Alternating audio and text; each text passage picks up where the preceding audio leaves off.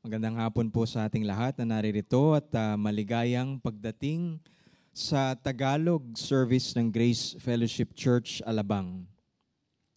Kami po ay isang independenteng simbahan ng mga tao ng Ebanghelyo na namumuhay sa pakikipagtipan na magkakasama upang sambahin ang Diyos, lumago kay Kristo at ipahayag ang kanyang pangalan sa pamamagitan ng kapangyarihan ng kanyang Espiritu, na nakaupo sa ilalim ng wastong paghawak ng kasulatan sa tradisyon ng pananampalatayang ibinigay ng minsan sa lahat ng mga banal. Maaari niyo pong basahin ang aming statement of faith sa aming website, gfc.com.ph. Kung kayo po ay bisita, naririto ngayon bilang unang beses nyo pong pagdalo at meron kayong mga katanungan, mangyaring lumapit po kayo sa reception table doon po sa entrance pagkatapos ng worship service.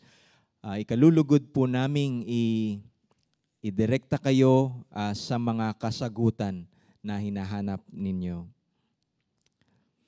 Ngayong hapon po ay nagpapatuloy tayo sa ating pag-aaral ng unang Korinto.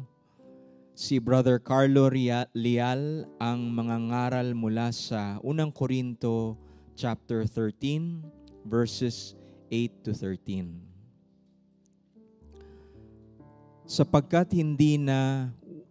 Sapagkat kahit na walang mortal na mata ang nakakakita at nakakaunawa sa diwa ng Diyos, gayunpaman, sa pamamagitan ng mata ng pananampalataya ay makikita at magiging kaligayahan ang Diyos sa buhay na ito.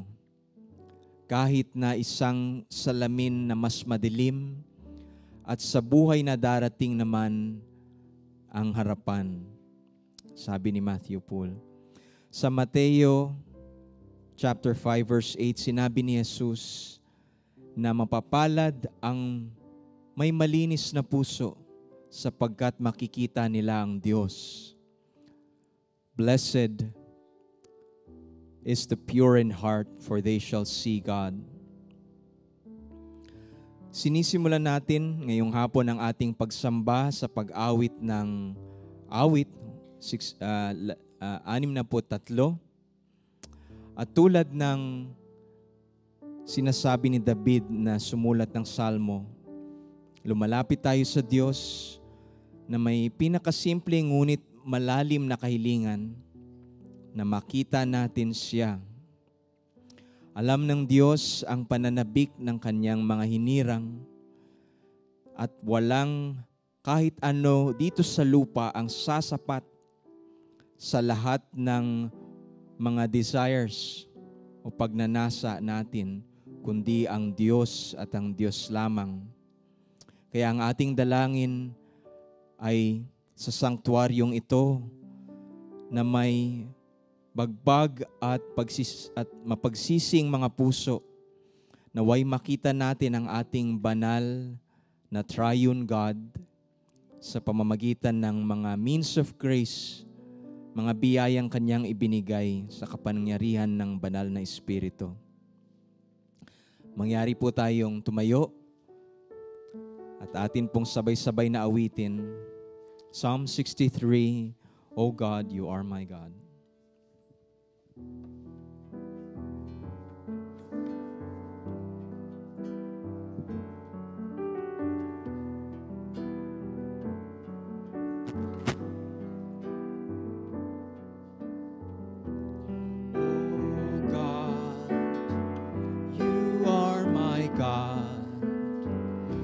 Seek for you in the morning. My soul, it thirsts for you. I long for you in a weary land. For I have seen you in the holy place, beheld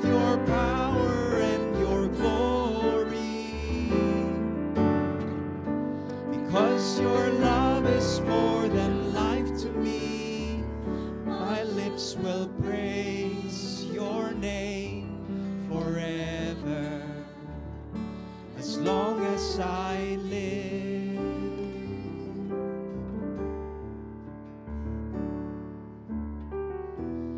My soul is satisfied, and in your name I will lift my hands.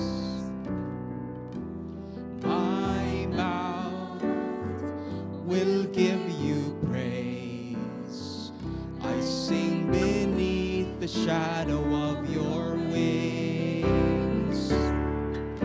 For I have seen you in the holy place, beheld your power and your glory. Because your love is more than life to me, my lips will praise your name forever, as long as I live.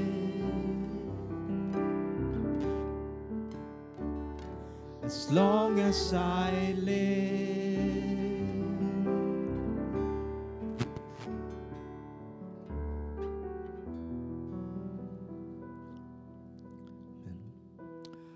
Isaiah 53 verses 5 to 6. Ngunit dahil sa ating mga kasalanan, kaya siya nasugatan. Siya ay binugbog dahil sa ating kasamaan. Tayo ay gumaling dahil sa pahirap na dinanas niya at sa mga hampas na kanyang tinanggap. Tayong lahat ay tulad ng mga tupang naliligaw. Nagkanya-kanya tayo ng lakad. Ngunit ipinataw ni Yahweh sa kanya ang kaparusahang tayo ang dapat tumanggap.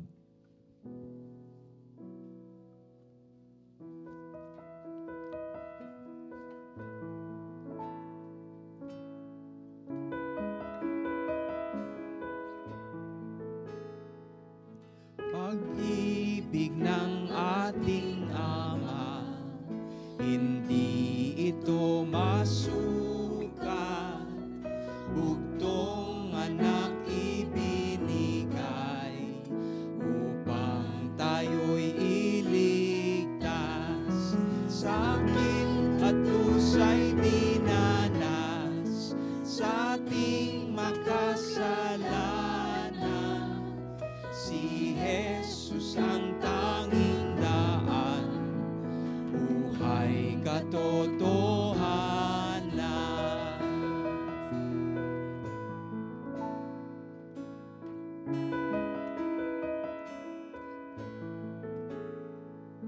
Doon sa krus ng Kalbaryo, salay kanyang inako.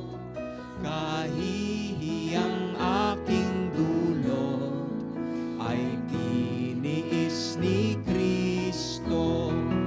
Pagkasalay na dulot ko, hanggang sa siya'y napako. Sa sandali ng buhay niya, siya ang naging pag-asa.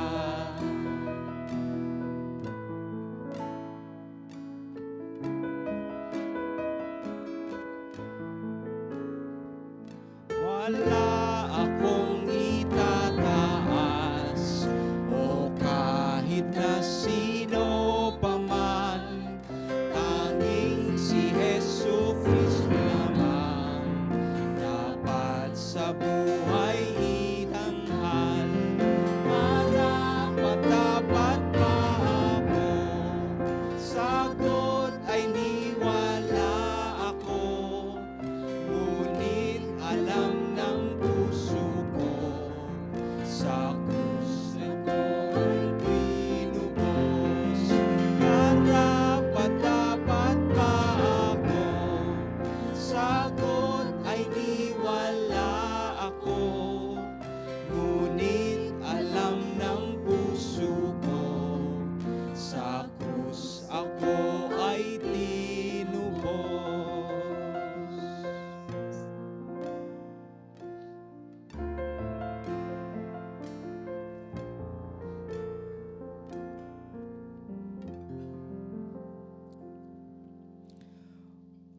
Una tayong minahal ng Diyos. Ang kanyang pag-ibig ang nagbubuklod sa atin bilang isang iglesia at nagpapatibay sa atin sa pagkakaisa para sa pagdating ng ating Panginoong Hesukristo.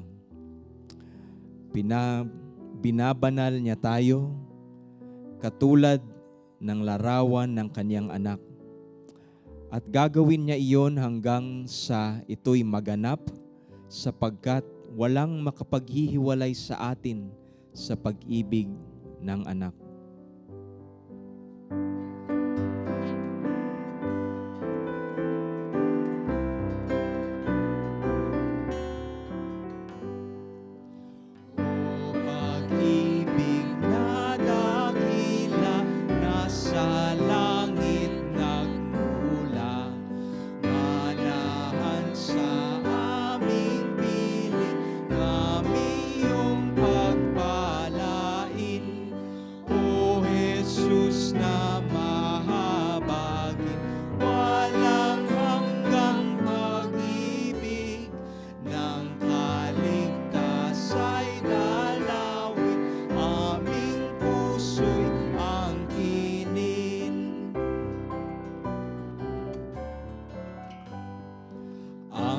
Espiritu'y suguin sa bawat pusong balisa. Hayaang manahin namin pangako mong pahinga.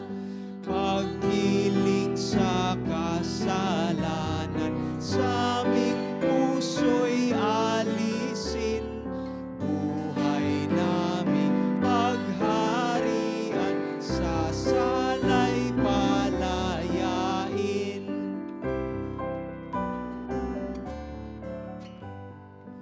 Manunubos na dakila, pagpalain mo kami. Bumalik ka na't iglesia mo'y wag nang iwan muli. Lagi kang lulwalhatiin, paglilingkuran namin. Walang hanggang pupurihin sa sakdal mong pag-ibig. Panginoon, tapusin na gawain mong dakila. Baka manaling tuluyan, iligtas ng lubusan. Kami tuluyang baguhin hanggang langit marating. Hanggang amin maialay sa'yo ang aming buhay. Amen. Manatili po tayong nakatayo para sa pagbasa ng banal na salita.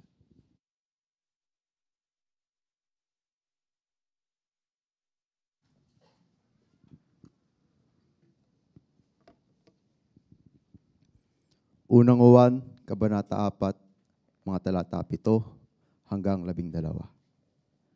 Mga minamahal, mag-ibigan tayo sapagkat mula sa Diyos ang pag-ibig. Ang bawat umiibig ay anak ng Diyos at kumikilala sa Diyos. Ang hindi umiibig ay hindi kumikilala sa Diyos, sapagkat ang Diyos ay pag-ibig. Inihayag ng Diyos ang kanyang pag-ibig sa atin nang isinugo niya sa mundo ang kanyang kaisa-isang anak upang magkaroon tayo ng buhay sa pamamagitan niya. Ito ang pag-ibig. Hindi sa inibig natin ng Diyos, kundi tayo ang inibig niya at isinugo niya ang kanyang anak upang maging handog para mapatawad ang ating mga kasalanan. Mga minamahal, dahil ganoon kadakila ang pag-ibig ng Diyos sa atin, dapat din tayong magmahalan. Kailanmay wala pang taong nakakita sa Diyos. Ngunit kung tayo'y nag-iibigan, nasa atin ang Diyos at nagiging ganap sa atin ang kanyang pag-ibig. Unang Juan, Kabanata 4, mga talata 7 hanggang 12. Maaari na po tayo maupo para sa panalangin.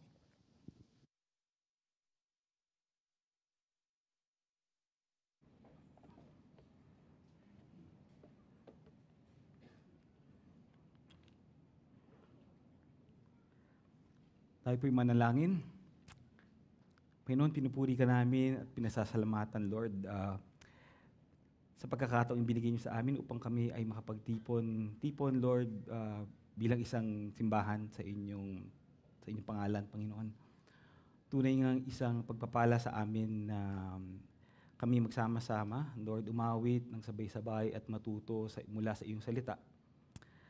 Salamat, Panginoon, sa pagtaguyod mo sa amin sa nakaraang linggo. Salamat din, Lord, sa church camp na nagdaan. Panginoon, tunay na napakadakila mo, napakabuti mo sa amin. Panginoon, patawarin mo kami, Lord, sa aming mga kasalanan na nagawa laban sa iyo. Panginoon, alam namin na makakalapit lamang kami sa inyo na may confidence, Panginoon, dahil sa ginawa mo sa krus ng Kalbaryo, Panginoon. Dahil dyan kami ay may kapatawaran. Panginoon, pinapanalangin namin ang aming bayan. Lord, itaguyod mo ang aming mga namumuno sa amin mula sa pinakamataas hanggang sa pinakamababa na opisyal ng aming bayan. Lord, nawa, Lord, bigyan niyo sila ng abilidad upang mamuno ng tama at iwas to ang mga mali, Panginoon. Nataas namin ang aming iglesia, Lord, dito sa GFC. At maging mga simbahang nagtitipon-tipon sa iba't ibang lugar sa buong mundo na tapat sa iyo ngayong Lord's Day. Lord, inapanalangin namin ang aming mga elders, Lord, bigyan niyo po sila ng lakas, bigyan niyo sila ng karunungan, Lord, upang sa kanilang pangangalaga, Lord, sa aming simbahan, Panginoon. Dalangin ko din po na kami din po ay maging pagpapala sa kanila, Panginoon.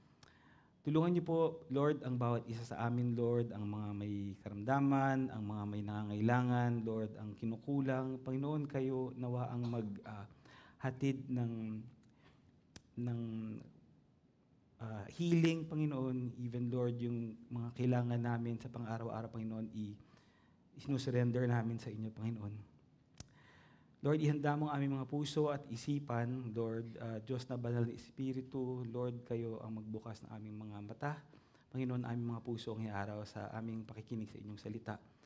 Lord, itago niyo ko sa inyong likuran, itago niyo ko sa likod ng krus. Lord, nawa ako'y maging tapat lamang sa inyo. Sa pangalan ni Jesus, Amen. Magandang hapon po sa inyong lahat. Sigurado ko po kalahati po dito sa atin ngayon ay nagre-recover pa mula sa ating camp over the weekend. Napakabait po ng Diyos na binigyan tayo ng 3 araw na walang ulan, walang baha. Kahit pa po ang dala ko actually ng mga damit, mga na-impake po namin. Mga panlamig po puro sweater tsaka jacket. So problema din po kami sa camp kasi hindi po tayo inulan. Pasalamat po sa Diyos. Ang sarap lang po to just be together and to learn together, and to sing together, and eat lechon kawali together. Yun po yung highlight nung camp. Buti po nilagay sa dulo para wala pong umuwi. So praise God for that. For all those things, including the lechon kawali. Nalaman din po namin na meron palang mga ilan po na late na po nakauwi kagabi dahil po sa undas traffic sa sukat. Sana lang po pinanalangin ko na enable kayo ng Lord na magising hapon. Hapon po, kasi medyo mahirap po, biri mo napagod sa camp, tapos napuyat pa, tapos after lunch pa, po. So, pero po sana po nag-enjoy po kayo sa camp, po yan, parang glimpse, parang sulyap po, ng ating eternal family in heaven, So sana nga po, Lord willing, mangyari po ulit next year, at sana po mas marami po ang makasama. Ngayon po ay nakapatuloy tayo mula sa itinuro ni Pastor Pedro nung nakaraang linggo mula sa 1 Corinthians 13, 1-7 po siya, 1-7, kung saan tinutugunan ni Pablo ang isang malaking problema nila sa simbahan sa Corinto. At ito po ay patungkol sa pag-ibig. And to be more exact, actually po, at mas tumpak po ito, yung kakulangan nila ng pag-ibig. Yun po yung problema nila. Ito po kasi makikita kung paano sila kumilos among themselves, doon po sa iglesia. sa simbahan sa Korinto, lalong-lalo na po patungkol sa mga espiritual na kaloob o spiritual gifts. Nabanggit na ito ni Pablo sa mga nakaraang kabanata kung saan makikita na ang mga taga-Korinto ay nagpapakitang gilas. Nagko-contest po sila eh. Nagpapasiklaban sila, nagpapagalingan sila, na parang showdown of spiritual gifts. Kung nandito po kayo last Sunday, si Pastor Pedro po ay kumanta ng ilang linya mula sa sikat na kanta na, ayoko na banggitin, isang sikat na kanta na Love Hearts yata po yun. Dahil po dyan, hinikayat niya rin po akong kumanta ngayon ng The Greatest Love of All. Gusto ko po sanang sabayan, hindi ko po gagawin yon. Gusto ko po sanang sabayan si Pastor Peter, ano?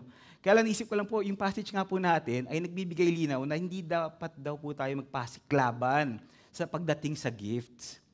Actually, excuse ko lang po yan. Actually, wala po akong ganung gift. Wala po akong vocal range na meron si Pastor Pedro. No? Pero mamaya po, pagkatapos po natin, after po ng benediction, magpapakitang gilas po tayong lahat kung ano po yung natutunan natin from the camp mula kay Sister Tiffany at Brother Shad. Abangan niyo po. Doon ko na po ilalabas ng konti yung kung ano pong natitirang, kung ano pong merong konti. So maaari ko po ba kayong anyayahan muna? Hindi po tayo kakanta, tumayo lang po tayo at tayo po ay magbabasa muna mula sa salita ng Diyos. Unang Korinto, Kabanata 13, talata 8 hanggang 13. May katapusan ang pagpapahayag ng mensahe ng Diyos at ang pagsasalita sa ibang wika na hindi natututunan. Ganoon din ang pagpapahayag ng kaalaman tungkol sa Diyos, ngunit ang pag-ibig ay walang hangganan. Hindi pa ganap ang ating kaalaman, ganun din ang pagpapahayag natin ng mensahe ng Diyos. Ngunit pagdating ng araw na magiging ganap ng lahat, mawawala na ang anumang hindi ganap. Nung bata pa ako, ang aking pagsasalita, pag-iisip at pangangatwiran ay tulad ng sa bata. Ngunit ngayon ako'y meron ng sapat na gulang, iniwan ko na ang mga ugaling bata. Sa ngayon, para tayong nakatingin sa malabong salamin, ngunit darating ang araw na magiging malinaw ang lahat sa atin. Bahagya lamang ang ating nalalaman sa ngayon, ngunit darating ang araw na malalaman natin ang lahat tulad ng pagkakaalam ng Diyos sa atin. 3 bagay ang nananatili, ang pagtitiwala, ang pag-asa at pag-ibig. Ngunit ang pinakadakila sa mga ito ay ang pag-ibig. Maraming salamat po. Maaari na po kayong umupo.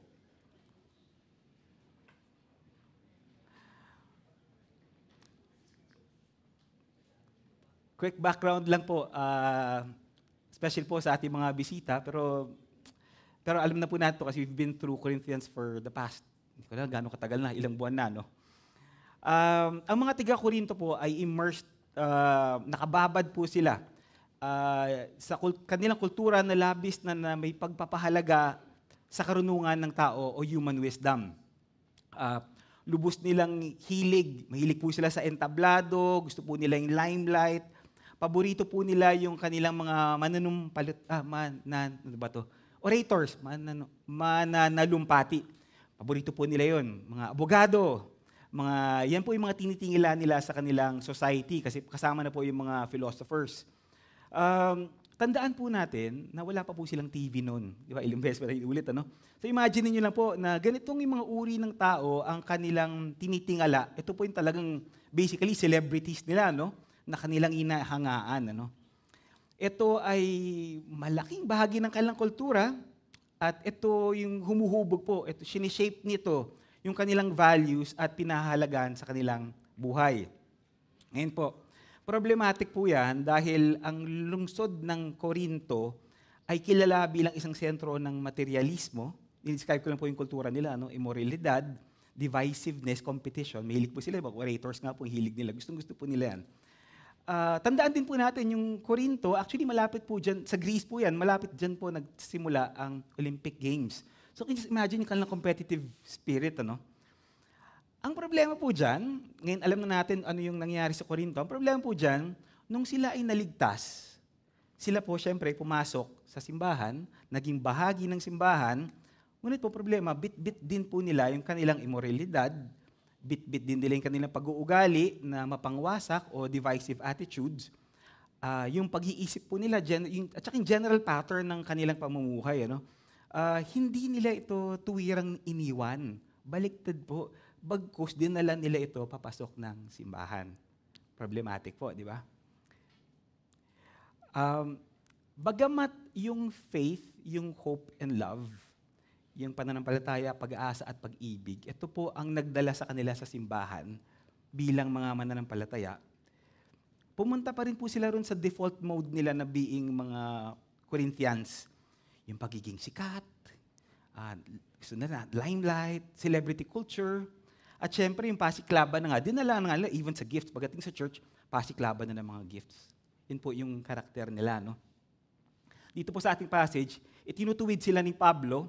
Sabi ni Pablo sa kanila na kahit ano pa mang galing ng kaloob o mga spiritual gifts na meron kayo, gaano man kapansin-pansin ang mga ito, kung walang pag-ibig na nakaakibat sa mga ito ay wala ring saysay, wala ring halaga.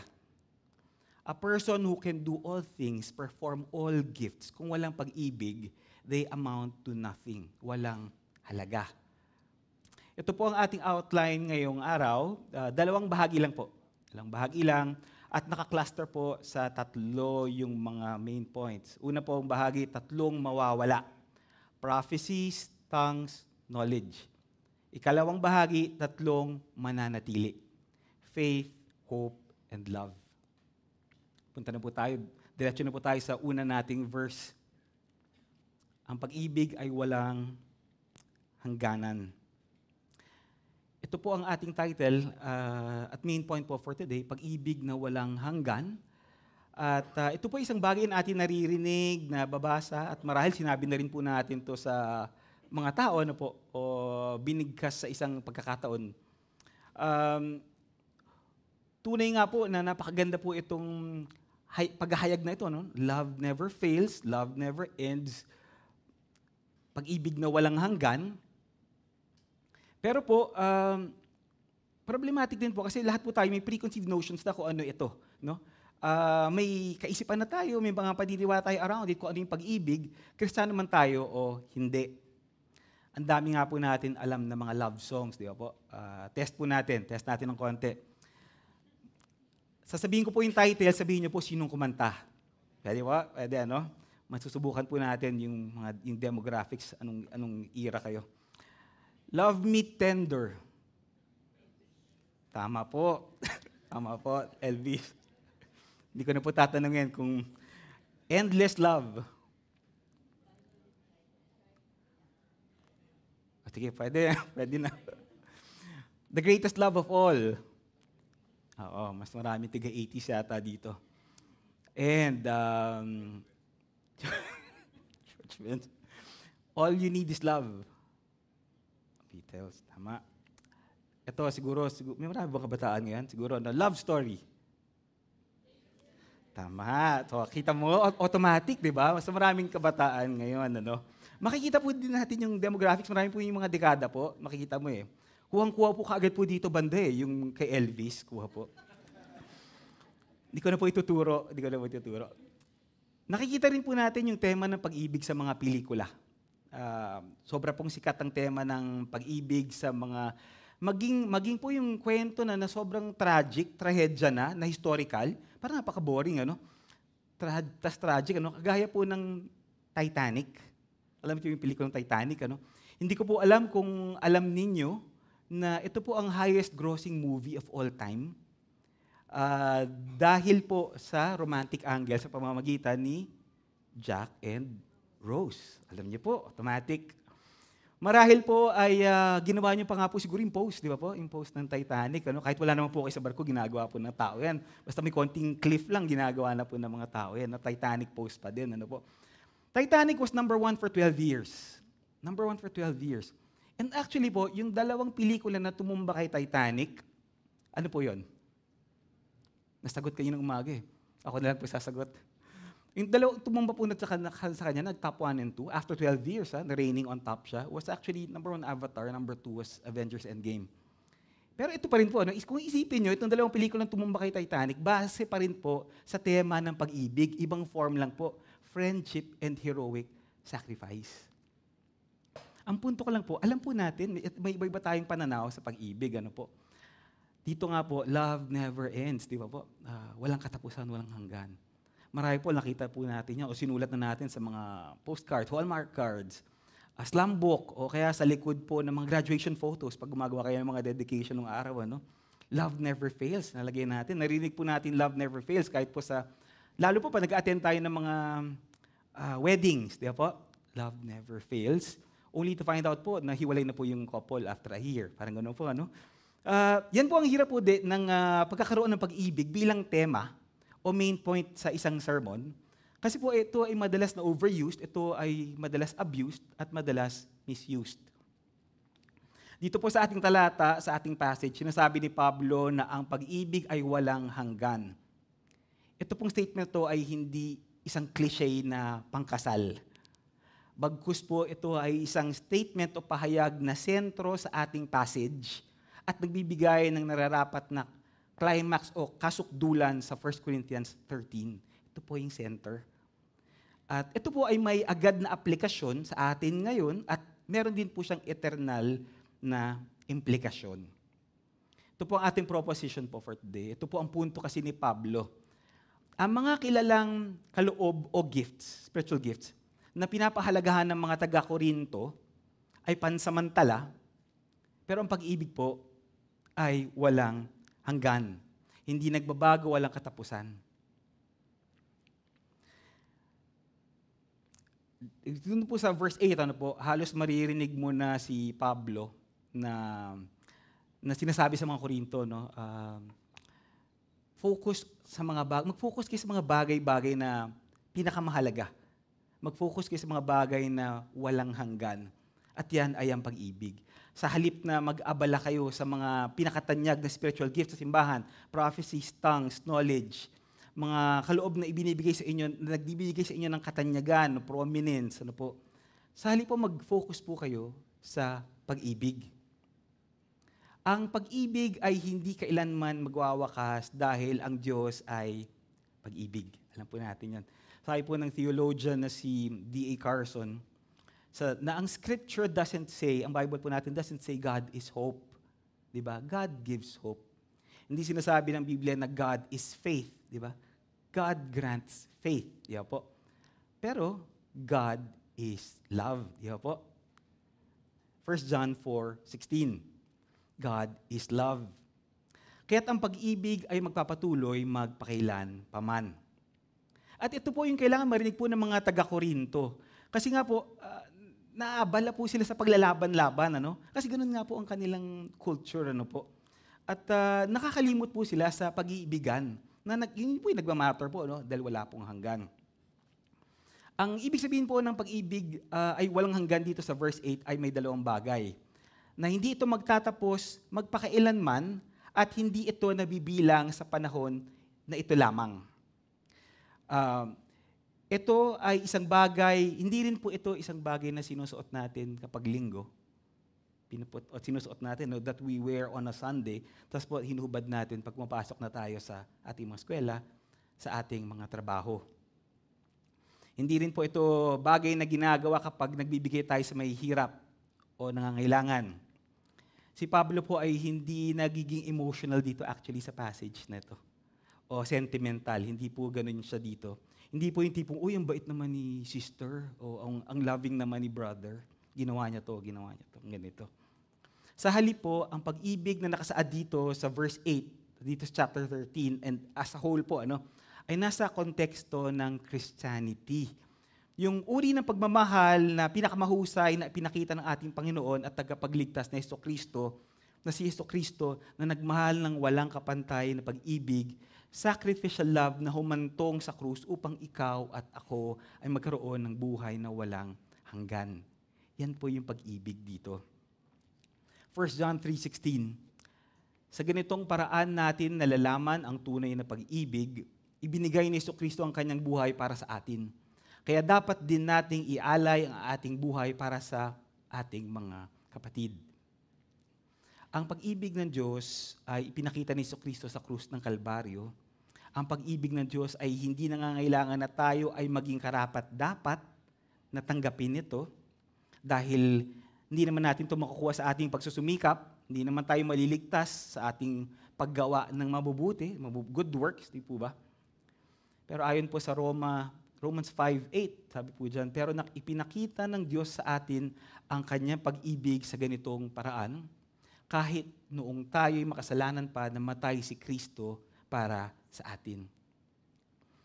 Kaibigan, kung ikaw ay narito ngayong hapon at hindi mo kilala si Jesus bilang Diyos, Panginoon at tagapagligtas, dalangin ko na ang mapagmahal na kabaitan ng Diyos, God's loving kindness, ay ang siyang mag-aakay sa iyo tungo sa pagsisisi. Ngayon ang araw ng kaligtasan. Ngayon po, very quickly po, dadaanan po natin yung 3 gifts na minention ni Pablo. Ano po yun? Di ba? Knowledge, prophecy, and tongues. Di ba po? Unahin po natin yung gift of knowledge. Nasa prophecy, no? Hindi ko yata nakaila. Okay lang. Mamaya, puntahan po natin gift of prophecy. Ngayon po, gift of knowledge muna po. Gift of knowledge is not the same as intelligence or katalinuhan. Baka po kasi may ganun tayong notion na pag knowledge, matalino. Hindi po. Hindi po yan yung parang pang Pinoy henyo. Ang galing-galing sa Pinoy henyo, siguro may gift of knowledge yan. Hindi po siya ganun, no? Hindi rin po siya parang general knowledge. Hindi po siya na yung parang tipong alam mo lahat ng detalye patungkol sa World War II. Hanggang dun po sa details ng Battle of Leyte o Battle of Guadalcanal, alam mo lahat, ano? Sino yung participate. Hindi po yun yung knowledge dito na tinutukoy. Hindi rin po yun patungkol sa kung sino yung unang naging Darna. Alam niyo yun. O kung ano yung totoong pangalan ni Dolphy. Yun yung pang Pinoy henyo po yun. Hindi po ito yung tinutukoy ni Pablo. Hindi rin po siya intelligence na in the way we view intelligence. Ano po? Rather po, itong gift of knowledge po dito ay tumutukoy sa special illumination o pagpapaliwanag o kalinawan tungkol sa salita ng Diyos. Pero kung isipin niyo po, bakit po sinasabi dito sa verse 8 na ito ay lilipas? Hindi ko po alam kung nakita niyo po doon. Ano? Ang dahilan po ay ito ay pansamantalang pangangailangan lamang. Di ba po? Lilipas po siya eh. Tandaan po natin na itong panahon nito, hindi pa po kumpleto ang canon, hindi pa po kumpleto ang New Testament nung panahon na to sa Korinto. Hindi pa po buo ang Biblia, hindi pa po buo yung mga letters. Ano po? It was still up for completion, kinukumpleto pa lang po. Kaya po sa simbahan ng Korinto, sa Corinthian Church po, may mga taong binigyan ng banal espiritu ng gift of knowledge. Binigyan po, hindi po nila inner, binigyan po sila, no? Upang sila ay tumayo at makapagpaliwanag po, sa simbahan ng mga katuruan o doktrina at isettle kung may mga disputes sa church at kung meron yung mga hindi pagkakaunawaan at inavigate din po yung mga sitwasyon na mahirap para sa simbahan. Yan po yung gift of knowledge. Yan naman po, very quickly, alam ko pa nandito pa sa screen, gift of prophecy. Gift of prophecy. We covered this many times actually, mga nakaraang sermons po. Ano? Yung prophesying po, o prophecy, means to speak or declare God's divine will. Di po ba? Bigyang kahulugan ang layunin ng Diyos, ang mga layunin ng Diyos. At ihayag ang katotohanan ng Diyos. Yan po ang prophecy. Pero actually po, many people would consider the gift of prophecy to be the ability to what? To predict the future. Yun po lang ang kaagad na inaiisip. Ano po? Actually, tama naman po. Ano? Tama naman po na telling the future, kasama po yan. Ano? Kasama po siya sa aspeto ng prophecy sa Biblia. Pero po actually po, kung isipin niyo po, mas maraming pagkakataon pa po sa Biblia na ang prophecies ay proclamations of judgment or discipline. Important point po. Ang gift of prophecy po ay mainly, pag tingnan niyo po ang scripture, pagpapahayag o proclamation or forthtelling. Pagpapahayag po ng katotohanan. At hindi po ito panghuhula o foretelling. Kung titignan niyo po, yun po ang main purpose ng prophesying. Ngayon po, punta na po tayo sa ikatlong kaloob na binanggit, ang gift of tongues o wika. Madalas kapag napag-uusapan ng tongues, inisip natin ang mga taong nasa kawalan ng ulirat, yung parang nagtatrans. Yung po ba, ganun yung exposure natin, ano? Nagsasalita ng mga salita na hindi maintindihan ng sino man, when in fact, tongues in Scripture, Acts 2:11, kung titignan niyo po, literally means languages o wika. Miraculous po ito dun po sa Acts 2. Supernatural na kakayahan po ng isang tao na magsalita ng isang wika na hindi pa niya natututunan dati. Wala po siya alam sa wika na yun, pero nasasabi po niya. Kung nagsasalita ang isang tao ng tongues, dapat ay nagsasalita ka. Kunyari po, kung nagsasalita ako ng tongues, dapat po nagsasalita po ako ng isang particular na wika. At may specific purpose po yan kung bakit po ganon. Ang layunin po ng miracle gift na ito, itong kaloob na ito, ay para ito ay makapag-minister sa isang tao na nakakaintindi at nakakapagsalita ng wikang iyon. Yun po, nagulat po sila sa Day of Pentecost. Hindi namin, lingwahe namin siya salitaan niya. Hindi naman namin kayo kasama. Tapos naintindihan, nai-interpret po. Para saan po bakit po ba kailangan po bakit po kailangan ma-interpret bakit kailangan mabigyan ng kahulugan? Sabi po kasi ni Pablo po sa unang Korinto 14:19 na kung walang interpretasyon, ang gift na to ay walang silbi. Useless daw po yan ayon kay Pablo. Basahin ko po. Ngunit sa pagtitipon ng mga mananampalataya, mas makakabuti pa ang magsalita ako ng 5 kataga na naiintindihan upang maturuan ko sila, kaysa magsalita ako ng libo-libong kataga sa wikang wala namang nakakaintindi. Very strong statement po kay Pablo, no? Ngayon po, babalikan po natin mamaya. Balik po muna tayo sa passage natin ulit. May very interesting structure po dito sa verse 8. Yung paggamit po ng mga verbs referring to the 3 gifts. Hindi ko po alam kung nakasama din dyan yung English, pero sana po, okay lang po.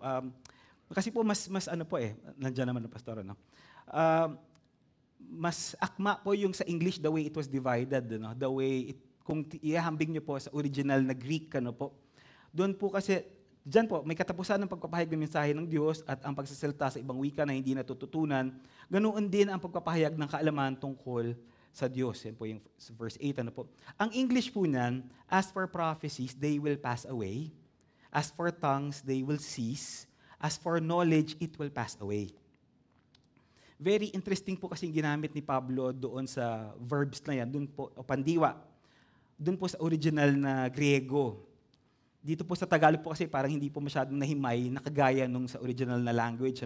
Ngunit sa English po, yung prophecies and knowledge, ang ginamit po dyan na verbs, kung gumagamit po kayo ng English na Bible ngayon, pass away, nandyan din po sa screen po. And sa tongues, cease. Parehas po yung dun sa una, prophecy and knowledge, pero sa tongues, iba po yung ginamit. Yun nga po ma-observe natin. Parehas po ang verb dun sa prophecy and knowledge. Dun po sa original Greek, ang verb po dyan ay katargeo. Katargeo. Very important po to note na hindi po yan ng same verb o pandiwa na ginamit dun sa verb para sa tongues. Sa tongues po, pawo. Mamaya po, I think, yung katargeo po, nandyan na po. Babalikan po natin yung sa tongues in a while. Punta muna po tayo dito sa katargeo. Katargeo means to be made inoperative. Inoperative meaning hindi na gumana. Ibig sabihin po niyan, at some point, ito daw po ay magiging out of use o inactive. Basically, no longer working. Hindi na po gumagana. So basically po, sinasabi po dyan sa verse 8 na yan, yung prophecy, at some point, hindi na siya gagana. Wala na siya, hindi siya kailangan. Knowledge will be done away at some point. Pero po, ang makikita rin niyo po dyan, merong mangyayari para tumigil itong dalawang ito. Importante po yan, tandaan niyo po. May mangyayaring event para tumigil po itong dalawang ito. May isang puwersa, may isang kaganapan na magiging sanhi na paghinto ng hula at kaalaman, prophecy and knowledge. Actually po, kung verse 9 and 10 po, nandiyan na po, sinasabi na po kung what will cause prophecy and knowledge to stop. Hindi pagganap ang ating kaalaman, ganoon din ang pagpapahayag natin ng mensahe ng Diyos, ngunit pagdating ng araw na magiging ganap ang lahat, mawawala na ang anumang hindi ganap. Hindi ganap referring to prophecy and knowledge. Kailan po siya magsa-stop? Kapag po pagdating ng araw na magiging ganap ang lahat. Mas madali po sa English, when the perfect comes. Dun po sa English, Tingnan din po natin, interesting din po ito. Tingnan din po natin ang kaalaman or knowledge at pagpapahayag prophecy coming from verse 9. Pansinin niyo po, mawawala daw po sila pagdating ng araw ng magiging ganap nga, when the perfect comes. Again, sinabi ko po, mas madali po sa English, kaya pagpasensyahan niyo po, medyo tatalon po tayo sa English, English-Tagalog po. Siguro po ang naiisip ko po na tanong ninyo sa inyong isipan, ano yung pagdating ng araw na magiging ganap o yung perfect sa verse 10 dun po sa English? Tama po? Malamang po yun ang tanong nyo. Ano yung magpapatigil sa kanya na perfect? Yung, siguro, perfect na ganap. Ano yung magaganap na perfect na titigil sa kanya? Yun po ba yung kapag kompleto na yung Bible, yun po ba yung perfect? Yun po ba yung rapture? Or yun po ba yung second coming? Ito po ba yung end of the millennium? Bago po natin sagutin yung tanong na yan, meron po tayong babalikan. May babalikan pa po tayo. Balik po muna tayo sa verse 9.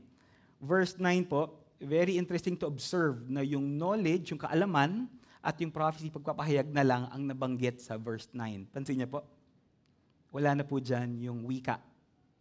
Wala na pong wika, wala na pong tongues.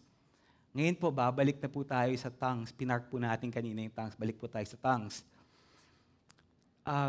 Iba po ang ginagamit na pandiwa, nabanggit ko po kanina, iba po ang ginagamit na pandiwa o verb po sa katapusan ng tongues. Sa English Bibles nyo po, nakalagay po dyan that they will cease. What? They will cease. Iba po yung ginamit na word. Ang verb po dyan sa Grego ay pawo. Nandiyan na po ba? Mayroon tayo. Pawo, which means to simply stop in English. Actually po, even po sa Greek, ganun din po. Very important po to note na yung Septuagint, which is the Greek Old Testament, ginagamit po din yung pandiwa na pawo 15 times. Hindi lang po dito sa ating passage. Ginagamit po yan 15 times. And each time ginagamit po yung verb na pawo, it means to stop, to be finished, to be accomplished, to come to an end. Ganun po yung pagkakagamit each time that verb appears, and it appears 15 times, including in our passage today. So, yung paggamit po dito sa ating passage po, ay nangangahulugan na ang tongues ay titigil na, matatapos lang ng kusa, matatapos lang po ng kusa. Hindi po kagaya ng prophecy and knowledge na may, di ba sabi natin, may perfect, may mangyayaring ganap, may event na mangyayari para itong mga dalawa na to ay tumigil. Pero sa tongues po, hindi niya kailangan na may mangyari. Titigil siya ng kusa. Again po, di ba sa verse 9, kanina, wala na pong mention ng tongues. Kung makita niyo po yung verse 9 and 10, wala na po, naiwan na lang po dyan yung kaalaman at pagpapahayag. Ngayon po, you might ask, kailan po ba natapos ang tongues, ang gift na ito? At bakit? Ba't siya natapos? Ililimit lang po natin sa 3 punto. Actually, mahaba po itong discussion na to. Ililimit na lang po natin sa 3 punto. At bumalik po kayo next week kasi po si Brother Rafi will be discussing it in detail. Mas malawak po. Pagdating kasi ng chapter 14, this is the end of chapter 13 now. Pagdating ng chapter 14, i-expand po ito. So bumalik po kayo next week. Ito po ang mga dahilan. Naglista po ako ng 3 dahilan kung kailan at bakit nagtapos ang gift of tongues. Ang kaloob ng wika. Una, ang kaloob ng wika ay natapos 1,900 years ago noong Apostolic Age. Apostolic Age meaning nung panahon pa nila Paul, Peter, and the Apostles. Tama po, God can still choose to move supernaturally. We pray for God's healing. Pag kumilos ang Diyos, tama po. God can still act in providential ways that would be considered humanly impossible. God can do that. Up to now, He can do that. Pero po yung age of miracles, yung kung saan yung mga miracles, yung mga ano bang miracles sa Tagalog? Alam niyo yung miracles? Himala, yung mga himala na sobrang dami, na overabundance, kaliwa kanan, yung sobrang dami po. Historically po, lumipas na po yun. Bakit po? Kasi po, ang miracles po, kasama na po ang gift of tongues. Actually, miracle gift po yung tongues. Kasi supernatural po yun. Nag-exist po sila for a specific purpose. At ang purpose po nito ay to authenticate God's messengers and the gospel message, pati po yung mensahe na kanilang hinahatid. Ikalawa din po, para din po ma-confirm yung mga early believers. Ang Hudyo, pati na po ang mga Hentil. Alam po natin, kasama po tayo sa Hentil. Ano po? Kung naalala niyo po si Peter po nun, parang the apostle, hindi po si Pastor Pedro.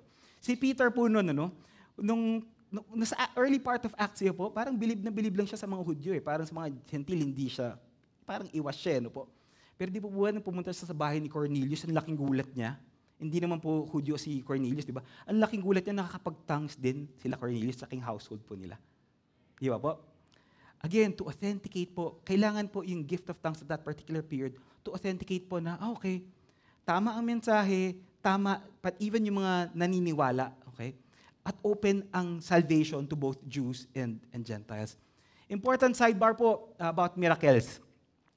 In all of redemptive history po, yung overabundance, yung sobrang dami po mga miracles, actually po nangyari lang po siya in 3 70-year cycles in all of Scripture. 3 70-year cycles lang po. Moses to Joshua, Elijah to Elisha, and then Christ and the apostles. So when we say miracle age, we're not referring to the mga sporadic miracles kasi pwede pa rin po kumilos ang Diyos. No, nangyayari pa rin po, 300, 500, 1,000 years, nangyayari pa rin po. Now, why am I pointing this out? Kasi po, marami po sa atin in our time think that miracles happen left and right, day in and day out, including the gift of tongues. Tama po? Ngayon po, that is not the case when you look at scriptures. Miracles, I'm referring to the overabundance of miracles, were for a specific time and purpose. Same with the gift of tongues. Ikalawa, ang kaloob ng wika ay wala na sa early church. Hindi ko pa alam kung alam niyo po ito. Ang kaloob ng wika ay wala na sa early church. Yung mga early church fathers po na nag-overlap po yung kanilang yung buhay po nila, no? Nag-overlap po at namuhay po sila immediately after the apostolic age. Hindi na po nila binanggit itong gift of tongues. It was already foreign, hindi na po ito kilala ng mga Christians as early as 95 AD. Let me remind you na si Apostle John, who wrote Revelation in 96 AD. Nag-overlap po sila. By 95 AD, mga early churches, wala na po ang gift of tongues. Si Clement of Rome, early church father, Clement of Rome, wrote to the Corinthian believers in 95 AD. He didn't mention tongues. The great church father, Justin Martyr, listed all spiritual gifts, tongues absent. The prolific writer, scholar Origen, familiar po yung mga names na to, no? I'm sure po sa inyo, did not mention tongues and in fact said that the apostolic age were temporary and has passed. Consistent po, ano? Early church father, Chrysostom, mga sikat po na mga early church fathers at writers po yung mga binabanggit ko po sa inyo. Si Chrysostom po, said to be the greatest of all ancient Christian writers, says the same thing, it no longer exists. The great theologian and Bishop Augustine, Saint Augustine po, regarded by many to be the most significant Christian thinker after Paul, said this about the Pentecost. Mayroon po siyang sinabi patungkol sa Pentecost sa Acts 2:4. Sabi po ni Augustine, and I quote, sabi po niya, in the earliest times, noong unang panahon, the Holy Ghost, ang banal na Espiritu, fell on them that believed. Okay? And they spoke in tongues.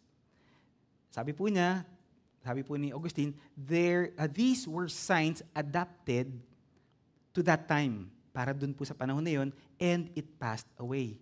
Wala na po. Pag makikita po natin dito, in the greatest theologians of the ancient church no longer mentioned or nor recognized the gift of tongues by the 4th, 5th century. Tandaan po natin, nag-overlap po yung buhay nila. Si Clement of Rome, buhay pa si John nun, but no mention. So wala din po hanggang 4th, 5th century. May isa lang pong lumabas na sabi niya, may tongues. Ito po ay si Montanus at ang kanyang follower, may isa siyang prominent follower, si Tertullian. Si Montanus po ay mas prominent of dun sa dalawa na yon. At sinabi po niya na may tongues ulit. Ito po ang problema. Sinabi rin po niya na siya daw po ang Holy Spirit. At yung Christ's second coming ay mangyayari sa kanyang hometown, sa Phrygia. Doon daw po sa hometown niya. Ang galing na, very convenient na sa hometown pa niya. So Montanus claimed po niya na bumalik daw po yung kaloob ng wika. Dahil daw po, it was already the end of age. Ano pong nangyari? Di ba po, marami pong church fathers. Di ba po? He was branded by the other church fathers as heretic and rightfully thrown out of the church. Yun po ang nangyari kay Montanus. Ngayon po, there were other occasions po na yung tongues nagre-reappear po, paminsan-minsan, pero maliliit lang po, outside the mainline church. Quite sporadic po. The Sevenols, the Jansenists, the Shakers, ako parang mas familiar po sa iba siguro the Shakers, by Mother Ann Lee. Familiar po? Hindi po. Kwento ko na lang po sa inyo si Mother Ann Lee. Si Mother Ann Lee po, sabi po niya, siya daw po ang female Jesus Christ. Okay? That she was God in a female body. And of course, Mother Ann Lee and her group spoke in tongues. Again, these people are outside of the mainline universal church, capital C. Now, the gift of tongues re-entered mainstream Christianity. So, naging silent na naman po. Then the gift of tongues re-entered Christianity in a main way, mainstream Christianity na po, 1901 in Kansas, sa US po, with Agnes Osman and a group called the Holiness Pentecostals. Kung familiar po kayo. Itong movement po ito, 1901, nag-spread po to Azusa Street in LA, California, 1906. Tapos po, pero mas lumawak pa ito, 1960 in Van Nuys, sa California pa rin po, which gave way to the modern charismatic movement as we know it today. May interesting po ako nalaman, hindi ko po alam to prior, Hindi ko po alam kung alam niyo to, na si Joseph Smith, familiar po? Mormon, founded Mormonism, di ba po?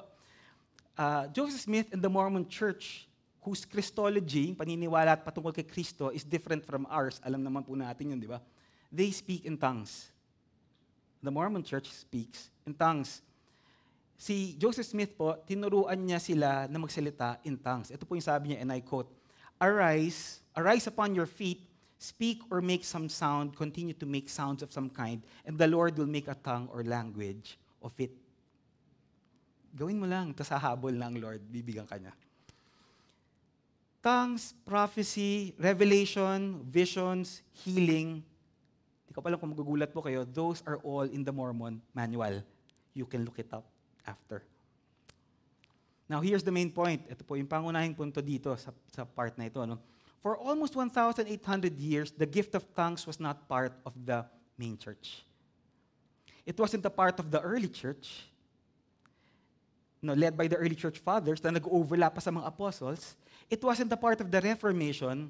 It never belonged to the church, the mainstream church, the mainline church. Perhaps the best argument from our continuationists, brothers and sisters, na nagpa-practice pa rin po ng gift of tongues is that they experienced it themselves. Tama po? The argument is on the basis of personal experience. Pero po, sigurado po ako na ayaw naman nilang malinya yung kanilang sarili with the likes of Montanus, with the likes of Mother Ann Lee, di ba, the self-proclaimed female Jesus, who deemed personal experience as the basis of truth. Kasi kung babalikan niyo po, yun po lagi yung sinasabi nila, personal experience. Maybe they would argue, yung mga kapatid po natin na nag-exercise pa rin nito, nagpa-practice pa rin po ng tongues, they would argue glossolalia, the non-human heavenly language no one can interpret. Makikita po natin yan . Hindi po tayo magdi-deep dive into that today. Bumalik po kayo next week kasi yun po yung topic next week. And by the way, like Pastor Peter po, ako po came from a charismatic background also. And for several years, nag-benefit po ako sa mga kapatid, mga brothers and sisters po from previous churches. And I'm still encouraged to this day by how they love the Lord and how their lives are aligned with the gospel, to the gospel of Christ. Our Christology with them is the same. Salvation is by grace alone, by faith alone, through Christ alone, and not something that we can earn through good works. Parehas po tayo dyan. But when it comes to the exercise, how we view the exercise of gifts, particular po dito, sabi natin sa tongues, ano po, we differ. Kasi po, based sa passage po natin din, gifts will cease. Yan po sabi sa passage, but love will never end. Di ba yun po yung main point ng passage natin? Love will remain for eternity. So they are our brothers and sisters. Yan po. Even po nag-exercise po nito. And we are going to love them. That's what the passage is about. Pero po, at the same time, we point them to the truth of Scripture always. Di ba po? Out of love, done with love. Brothers and sisters, hindi po tayo nagre-rely, hindi po tayo umaasa sa experience o personal na karanasan bilang basihan ng katotohanan. Di ba po? Para sa atin po, alam po natin na dapat ang final arbiter of what is true should always be Scripture. Di ba po? Kaya nga po dito, linggo-linggo, buwan-buwan, di ba, we labor through Scripture, book by book, verse by verse as a church. Di ba po? Hindi po madali, pero ginagawa po natin. Kasi po, yan po ang regard natin, mataas po ang regard natin sa Scripture. Ito po, ikatlo. Ang kaloob ng wika ay matatapos ayon kay Pablo. And there is no scriptural basis that says it will resume and continue again. Our passage po, dun sa, again po, tells us that it will cease, yung gift po na ito. The early church history na dinaanan po natin, actually, kinumpact ko na lang po yun, kinumpress ko na po, showed us that tongues ceased along with other miracle gifts.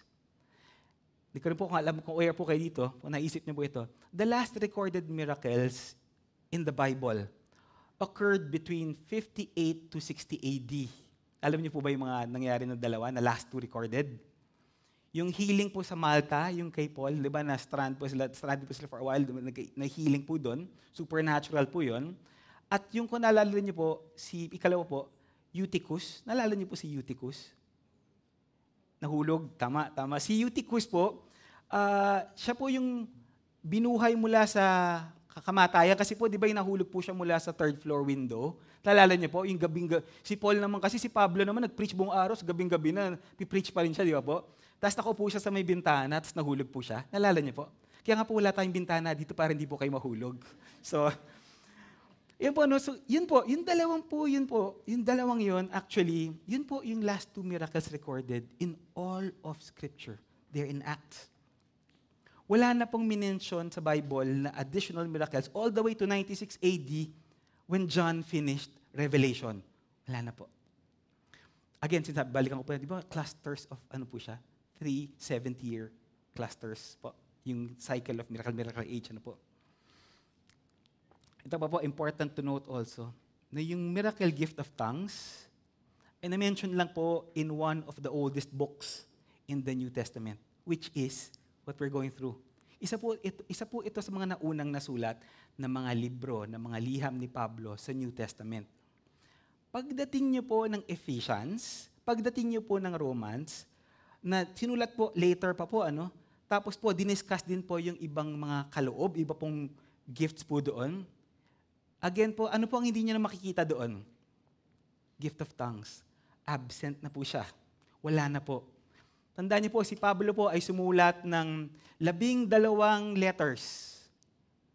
Ganun po, bagiting lahat. 12 letters. No mention of tongues. No mention of tongues. Ito rin po, no mention of tongues from Peter. No mention of tongues from James. No mention of tongues from John. Why? 1 Corinthians 13:8. The miracle gift of tongues will cease, and it has. So tongues will cease, titigil po siya ng kusa, base po sa Scripture, base po na nangyari sa New Testament Church, base po sa nangyari sa early church history na dinaanan po natin. Bakit po siya titigil? Kasi po, na-serve na po niya yung purpose niya. Kaya po, tumigil na siya. Again po, wala pong kailangan event na mangyari para tumigil siya, unlike prophecy and knowledge. Siya po, kusa po siyang titigil kasi po, na-serve na po niya yung purpose niya. Ngayon po, babalikan naman po natin si prophecy and knowledge. Huwag po kayo maglala, after po natin itong daanan, bibilis na po tayo, papunta na tayo sa bandang dulo. Sabi po natin kanina, di ba, prophecy and knowledge will stop with the coming of the perfect. Di po ba? Tapos balikan po natin yung question natin kanina. Ano yung ganap ganap ang lahat, pag naganap daw ng lahat, yung perfect na magaganap, di ba po, na magiging dahilan ng paglisan o pagtigil ng prophecy and knowledge. Sa verse 9 po yan eh. Okay. Hindi pagganap ang ating kaalaman, ganun din ang pagpapahayag natin ng mensahe ng Diyos, ngunit pagdating ng araw na magiging ganap ang lahat, mawawala na ang anumang hindi ganap. Sa English po, perfect, when the perfect comes. Ang natural po na tanong dito, ano yung perfect, ano? Some say yung perfect po dito, perfect na lang po gagamitin ko, naintindihan niyo naman po, di ba? Perfect na lang po gagamitin ko. Yung perfect po dito, that ends knowledge and prophecy sa verse 10, sabi po ng iba, ito daw po yung maturing of the church. Sabi po ng iba, ito daw po yung completion of the New Testament canon para buo na po ang Biblia. No? Pero po, kung titignan po natin, among the scholars, among the theologians, meron pong consensus po, may pagkakaisa sila na ang perfect po dito ay may eschatological implications dahil ito po ay nagre-refer sa muling pagbabalik ni Kristo. So futuristic pa po siya. So meron pa po yan. Ano. Talon po tayo sa verse 11. Kaya po ang thanks to Miguel, pero po ang prophecy and knowledge, meron pa siyang purpose. Ano po. Talon po tayo ng verse 11 and 12. As Paul uses two illustrations to drive home this point further. Sabi ni Pablo dyan, nung bata pa ako, ang aking pagsasalita, pag-iisip at pangangatiwiran ay tulad ng sa bata. Ngunit ngayong ako'y mayroon ng sapat na gulang, iniwan ko na ang mga ugaling bata. Sabi po ng theologian si Samuel Lewis Johnson, sabi po niya, si Paul na naman daw po ay metaphorically po talking about the three gifts. Diyan po sa verse 11 po. Ginagamit lang po niya yung illustration niya ng bata, ng child, ano po, yung kanyang piniling pag-illustrate, ano po. Sabi po niya, nung bata pa ako, ang aking pagsasalita, no? Pag-iisip, pangangatwiran, tama po, nakikita niyo po, ano? Yan po ay tatlong pahayag na tumutugma sa tatlong kaloob. Kaalaman, wika, propesya. Tapos sabi din po ni Pablo dyan, ngunit ngayong ako'y mayroon ng sapat na gulang, iniwan ko na ang mga ugaling bata. Nakita niyo po yung connection, ano po? Sabi po ni Samuel Johnson, yung paggamit daw po ni Pablo dito, yung child reference niya rito, no? Patungkol sa mga gifts na nagkakarakterize dun sa immature time pa ng Christian church. Pero pansinin niyo po, so ganito yung mga gifts po, inassign niya dun sa immature pa na bata eh. Pero sabi po niya, pagtanda niya, iniwan po niya yung mga kaloob, no? Yung mga gifts, ano? Nung siya ay naging nasa sapat na gulang na. Mas madali po kasi sa English ito actually. Ano? Pero yun po, ano? Ayun. Yun po. So ang point na ron, nung tumanda siya, iniwan na po niya yung kanyang mga, yung batang pagsasalita, batang pag-iisip, batang pangangatwiran. For Samuel Johnson po, and along with many other theologians, nabanggit ko po kanina, yung the coming of the perfect o yung ganap, again po, second coming of Jesus Christ. Verse 12 is very interesting and beautiful. Nasa verse 12 na po tayo, konti na lang. Verse 12 is very interesting and beautiful.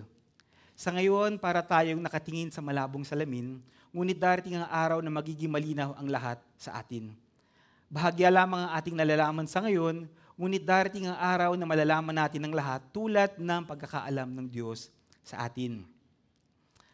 Ang mga taga-Corinto po, ang Corinthians po, ano? Ang Corinth po, famous po na lugar ito for their mirror trade, salamin. Salamin po. And during that time po, hindi po yung salamin as we know salamin ngayon, ano po? Wala pa po silang ganitong technology. Dati po, ginagawa po nila yung salamin out of lalo na po sa Corinth, out of the finest bronze metal po, mirrors, bronze mirrors po kasi yan. And ginagawa po nga nila yung mirrors out of metal, ano po. Ang ginagawa po nila sa metal, fina-flatten out po nila, di ba, para maging flat, ano po. And they would polish it, pinapolish po nila, at yun po ang gagamitin nilang mirror, salamin. Yun po yung pinupunta ni Pablo dito. And you can imagine yung imperfections po nung salamin, na flin natin lang po, ano. Meron po dyan na wavy, di ba po, pinakpok po yan, hindi po yan pantay na pantay. May mga blotches din po. At naturally, may mga distortions po. Ano? Yun po yung punto ni Pablo dito. Sinasabi po ni Pablo na may dimness, may vagueness nga na hindi natin makita ng tama, ano po. Dahil ang knowledge natin limited. And si Pablo rin sinasabi niya, even may limitation din po siyang ganun. Pero po, darating po yung perfect day. Darating po yung araw na makikita natin yung totoong picture. Lahat po ng mga bagay-bagay na hindi malinaw ay magiging malinaw. Hindi na po natin kailangan ng mirror. Di ba po? Dahil po, makikita na po natin ang Diyos face to face. Makikita na po natin ang ating tagapagligtas face to face. And what a perfect day will that be? Imagine po yung darating po na panahon na yun na malalaman natin ng lahat, makikita natin ng lahat kung paano siya talaga. Hindi na po tayong mirror na parang malabo. Ano po. Yan po yung hope natin bilang mga mananampalataya. Yan po yung future na ating tinitingnan.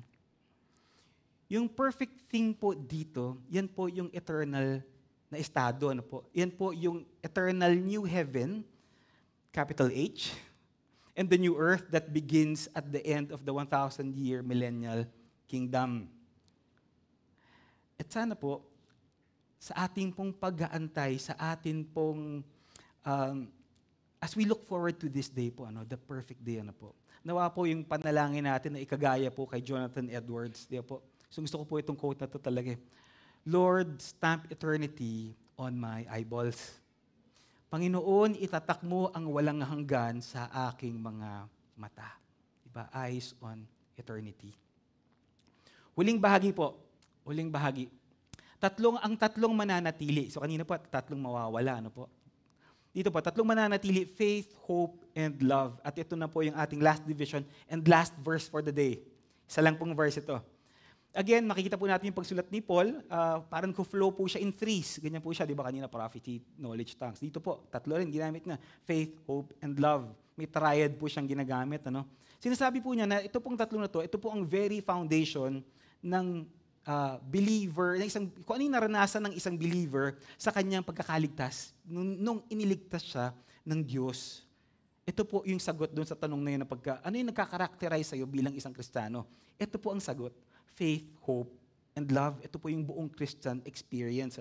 If you want to call it that way. Verse 13, tatlong bagay ang mananatili, ang pagtitiwala, ang pag-asa, at ang pag-ibig. Ngunit ang pinakadakila sa mga ito ay ang pag-ibig. Ito pong tatlo na to, yung faith, hope, and love. Actually po, si Pablo po, paulit-ulit na po itong ginagamit sa mga letters na to the other churches. Nag-prepare lang po ako ng isa, dito po sa Colossae. Ginamit din po niya sa iba, ginadescribe po ni Pablo kung how a person gets saved, kung paano naliligtas. Ito pong ginagamit niya lagi, faith, hope, and love. Colossus, unang kabanata, 1 and verses 3 to 5. Si Pablo po, ina-address po niya yung mga believers dito, sa Colossae po, sa Colossa. Sabi po niya, lagi kami nagpapasalamat sa Diyos na Ama ng ating Panginoong Hesukristo sa tuwing nananalangin kami para sa inyo, sapagkat nabalitaan namin ang pananampalataya nyo bilang mga anak kay Kristo at ang pag-ibig nyo sa lahat ng pinabanal ng Diyos dahil umaasa kayong makakamtan ninyo ang mga inilaan para sa inyo sa langit. Ang pag-asang ito'y unan niyong narinig ng ipangaral sa inyo ang salita ng katotohanan ng magandang balita. Nandyan po yung tatlo again, faith, hope, and love. Constant po siya sa buhay ng isang mananampalataya. Nandiyan din po yan, hindi ko na po nasama dito sa 1 Thessalonians 1 and 2. Nandiyan din po yan if you just want to take a look at it. Sa unang Tesalonico, unang kabanata, talata, 2, 3, nandun po. Bali yan po, yung faith, hope, and love, yan po yung sumasakop, yan po yung marka natin bilang mananampalataya. Pero may dagdag po si Pablo, di ba, towards the end of the verse po. Actually, yan po nagbo-bookend ng ating passage, di ba? Sabi niya ng pagtitiwala, pag-asa, pag-ibig, ngunit pag-ibig ang pinakadakila. Sabi niya kanina sa una, love never fails. Dito, the greatest is love. Yan po. Pag-ibig ang pinakadakila. In conclusion, matatapos na po tayo. Love will never end dahil ang Diyos ay pag-ibig. God is love. Si Jesus po mismo, ginawa niya ito, yung pag-ibig po, ginawa niya po itong first and greatest commandment. Matthew 22, 37 to 40, sumagot si Jesus, Mahalin mo ang Panginoon mong Diyos ng buong puso, ng buong kaluluwa at ng buong pag-iisip. Ito ang pinakamahalagang utos sa lahat. At ang ikalawang pinakamahalagang utos ay katulad din nito, mahalin mo ang iyong kapwa katulad ng pagmamahal mo sa iyong sarili. Ang buong kautusan ni Moises at ng mga isinulat ng mga propeta ay nakasalalay sa dalawang utos na ito. Sa langit po, isa na lang po ang maiiwan. At ito ay ang pag-ibig. Wala na pong preaching. Salamat sa Diyos, wala na preaching, ang haba-haba. Wala na pong preaching, wala na po si Eutychus na mahuhulog sa bintana, wala na pong aantokin. Wala na pong teaching. Bakit po? Kasi po alam na po natin lahat. Di po? Marireveal na po lahat. Wala need for knowledge. Wala na pong need for wisdom. Wala na pong need for spiritual gifts. Wala na pong need for faith. Wala na pong need for hope. Because in heaven, we will see God. We will see our God, our Savior, face to face. Hindi na rin po kailangan ng salamin na hindi natin makita masyado. We will see our God, we will see our Savior face to face. Ngayon po, di ba, Hebrews 11:1, di ba, we walk by faith and not by sight, di ba? Isipin niyo po, when the perfect comes, in heaven, we will walk by sight and not by faith. Hindi na po kailangan ng faith. Kasama na po natin ng Lord. Right now, we hope. Di ba po? We hope. Pero balang araw po, we will see clearly and there won't be any need for hope. Because we will be with God. There will be no need for faith. There will be no need for hope. But one thing will remain, and that is love. Yung mga kaloob nyo po, yung mga gifts nyo po, yung mga abilities nyo po dito, yung mga kakayahan nyo po, mga ministries po na malapit sa inyong puso, yung faith ninyo, yung hope ninyo, lahat po ito na mahalaga po sa inyo ngayon. Totoo naman po, napakahalaga nila. Pero po, mahalaga lang po yan only for a time. Hanggang dito lang po. But love is forever. While love never ends, ito lang po, di ba sabi natin, hindi natatapos, Pero wag din po natin kalimutan, kasi baka napaka-futuristic na lang natin, Wag din po natin kalimutan, yung love should be present here and now. Po, present in the life of every believer and collectively as a church. Sabi po ni Jesus sa John 13:35, 1:13-35, kung nagmamahalan kayo, malalaman ng lahat ng tao na mga tagasunod ko kayo.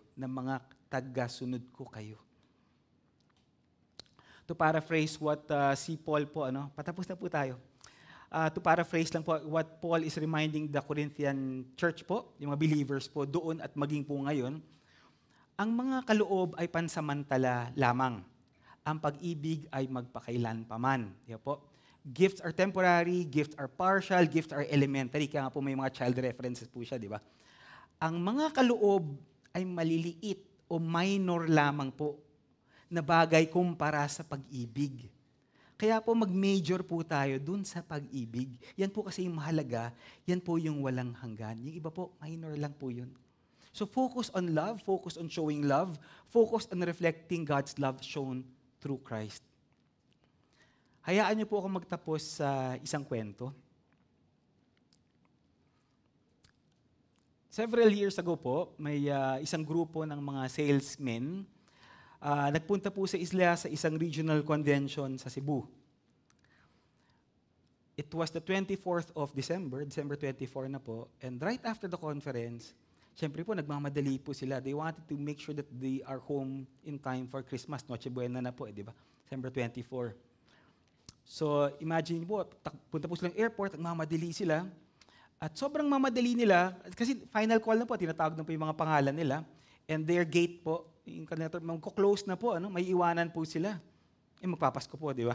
So sa kanila po pagmamadali, hawak nila yung ticket nila, hawak din nila yung bags nila sa isang kamay. So mamadali po sila, tumatakbo sila. Yung isa pong salesman dun sa grupo, nasipa po niya yung lamesa, isang lamesa po. Hindi po niya sinasadya, sipa po niya. Yung lamesa po niyon ay may, naghahawak po siya ng display table po siya ng mga apples, mga mansanas. So yung mga mansanas po, imagine niyo po, tumilapon yung mga mansanas, Yung grupo po na ito, nagmamadali po silang sobra, tuloy-tuloy lang po sila ng takbo.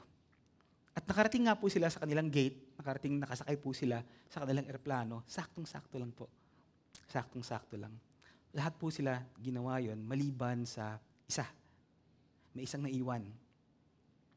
There was one salesman who stopped. Kasi po naka-experience po siya ng awa doon sa babae na nagmaman nung lamesa na punong-puno ng apples. Kumalat pa, di ba? So ginawa po niya, tumalikod po siya, binalikan niya yung babae, yung batang babae. Bumalik po siya lang sa corner kung saan nahulog yung mga apples all over the terminal floor sa airport po, imagine ninyo. And he was glad, he was relieved na bumalik po siya. Kasi po, yung babae po na nagbabantay, 16-year-old girl na nagbabantay doon sa mga mansanas, actually, bulag po pala siya. Bulag po siya. At umiyak po siya. Tears running down her cheeks, in frustration. Imagine niyo na po kung kayo din po, di ba? Kalat, Tapos, at the same time, fumbling po siya, ibang fumbling. Yung gaganon siya sa floor, bulag siya, di ba? Fumbling siya, probing the floor, tinahanap niya yung mga apples, no? Ginagawa niya yun habang yung mga tao, yung crowds po, daan lang ng daan. Wala pong tumitigil, wala pong nagmamalasakit sa kanya. Okay, ginagawa niya po yun. Wala po kahit isa, except one. Yung salesman na bumalik. Yung salesman na ito, nag-iisa na bumalik. Lumuhod kasama niya, on the floor, kinuha po yung mga apples, nilagay niya sa lamesa, tinulungan niya nilagay niya sa display table. Nung ginagawa niya po ito, na-realize na marami rin po dun sa apples na nalamog, kasi imagine mo, gumulong po, di ba? Nasira, di ba po? Kumuha siya ng isang basket, nilagay niya ron yung mga apples na nasira. Nung natapos po siya, tinanong niya yung bulag na babae, tinanong niya, "Are you okay? Okay ka lang ba?" Okay ka? Di ba okay ka lang ba? No? Siyempre hindi siya okay. Are you okay? Tama, di ba? Siyempre gagalit ka. No? So, yung babae na to, she was nodding, umuo siya through her tears. Then, itong si salesman na to pulled out his wallet and said to the girl, "Here, please take this money." Binigyan niya ng 3,000 pesos para ron sa damage na nagawa namin, grupo. I hope we didn't spoil your day too much. Yeah. So, naawa siya. So, binigyan niya pera. So, tumayo na siya. Nung patalikod niya, balik na siya. Pupunta na siya sa, kung may babalikan pa siya, kalis na eh. Sabi nung blind na babae sa kanya, "Sir," sabi niya, "Sir," yung babae, sabi niya, "Sir," so tumalikod si salesman, sabi ng blind girl sa kanya, "Kayo po ba si Jesus?" Kayo po ba si Jesus? Yung kwento po na ito, fiction lang po ito. Fiction lang po ito. Wala po nangyaring ganyan sa Cebu. Yung totoong storya nga po, mukha pong sa Chicago nangyari talaga. You can change the details po, but the essence ng storya at yung tanong remains. Kayo po ba si Jesus? Do people mistake you for Jesus? Nakikita ba ng mga tao ang pag-ibig ni Kristo sa iyong buhay? Let me summarize as we close, and I'm lifting this from the Pillar New Testament Commentary. Salamat, Pastor Pedro, paborito niya to. Ang pananampalataya, pag-asa, at pag-ibig ang magtutulak sa iyo na ipakita ang pag-ibig ng Diyos.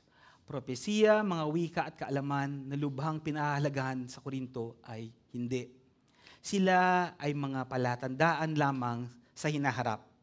Pagdating mo, hindi mo na kailangan ng mga signpost. Ang pag-ibig, gayon paman, ay hindi lamang isang signpost. Ito ay isang paunang pagtikim ng tunay na katotohanan. Ang pag-ibig ay hindi lamang tungkuling Kristiyano. Ito ay tadhanang Kristiyano. Tayo po'y manalangin. Panginoon, salamat po sa iyong salita.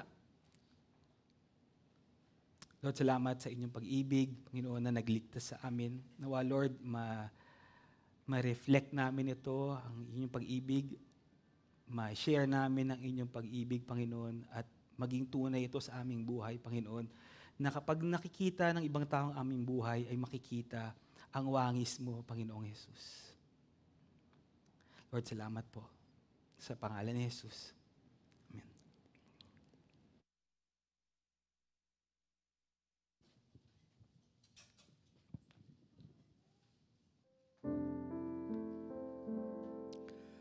Ating pong pagtugon, awitin natin ang Good Shepherd of my soul. Nawa sa ating pagtugon sa sakripisyo ng ating Panginoong Hesukristo na ang ating buhay, katulad ng sinasabi sa Romans 12, ang ating buong pagkatao, isip, lakas, ay ang ating alay. Hubugin niya nawa ang ating buong pagkatao bilang kawangis ni Kristo. Atin pong awitin, Good Shepherd of my soul.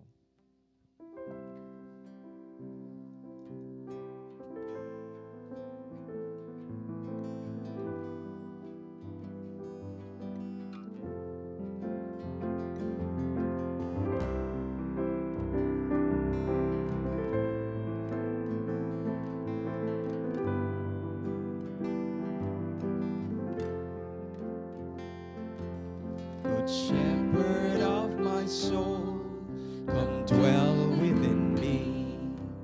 Take all I am and mold your likeness in me. Before the cross of Christ, this is my sacrifice. A life laid down and ready to follow.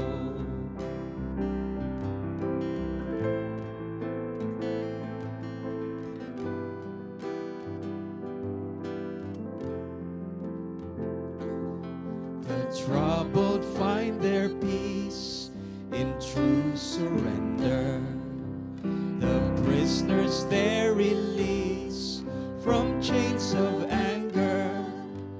In springs of living grace, I find a resting place to rise refreshed and ready to follow.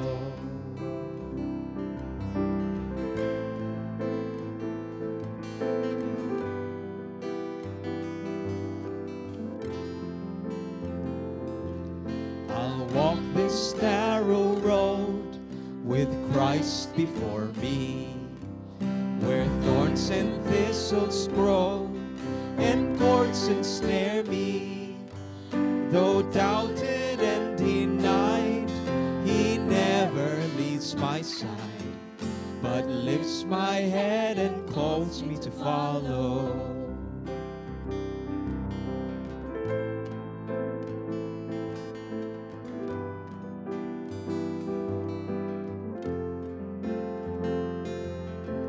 When my days are gone, my strength is failing, He'll carry me along through death's unveiling. Earth's struggle overcome, heaven's journey just begun, to search Christ's steps and ever to follow. Search Christ's steps and ever to follow.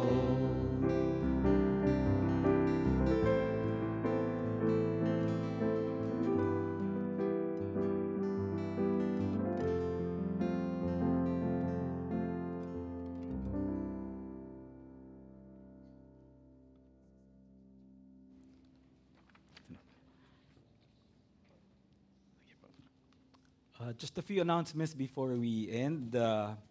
Una po, yung prayer meeting this Wednesday, 7:30 p.m. via Zoom. Ikalawa po, yung Tagalog Bible Study on November 7, Webes po. Through the FB page, and the GFC FB page, 7:30 po. Tapos yung Golden Ladies po this Friday, November 8. Dito naman po, live po yan in person. 1 p.m. kasama po natin si Pastor Rafi. And,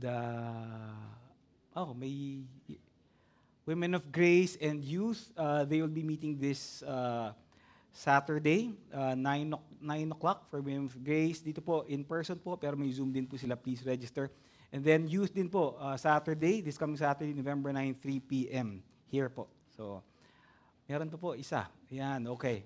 Dapat i-announce po ito. Gusto po namin i-announce to. Men of the Word, Man Up, training po ito for men to lead to help them in leading and facilitating Bible studies po. It's a workshop exclusive for GFC members only, for the men only.